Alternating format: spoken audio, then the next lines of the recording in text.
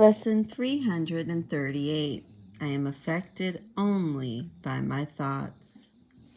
It needs but this to let salvation come to all the world, for in this single thought is everyone released at last from fear. Now has he learned that no one frightens him and nothing can endanger him.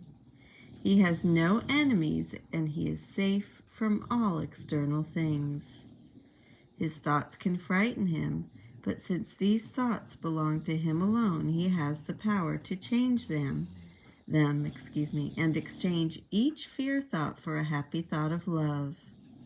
He crucified himself, yet God has planned that his beloved Son will be redeemed. Your plan is sure, my Father, only yours. All other plans will fail, and I will have thoughts that will frighten me until I learn that you have given me the only thought that leads me to salvation. Mine alone will fail and lead me nowhere, but the thought you gave me promises to lead me home because it holds your promise to your Son. I am affected only by my thoughts. Let's go ahead and sit with our back supported, head and neck free, and let's move into a silent meditation. Go ahead and breathe deeply through your nose for a count of 4. Hold it at the top and exhale for a count of 8, and do that as often as you like. Use this lesson for today as the mantra for your thoughts or any mantra of your choice. I am affected only by my thoughts. I am affected only by my thoughts.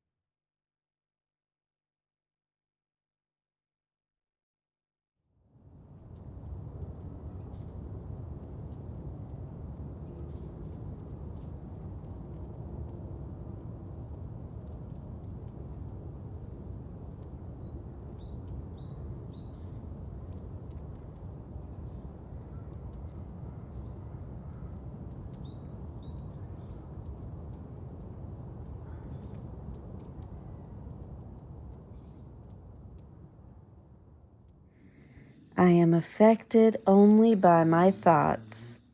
In this lesson and the two that follow, Jesus reminds us how to be free of suffering. Since pain does not originate outside, release from it cannot be sought there. We think we are affected by everything but our thoughts: weather, COVID, germs, insults, the body's deterioration, etc. Yet, since this is our dream, we can be affected only by our thoughts. This realization marks the end of pain. As Jesus says in The Dreamer of the Dream, the way to be free of all suffering is to see the problem as it is, not the way we set it up. And that's in chapter 27, section 7. Our setup was to attribute the cause of our distress to something external.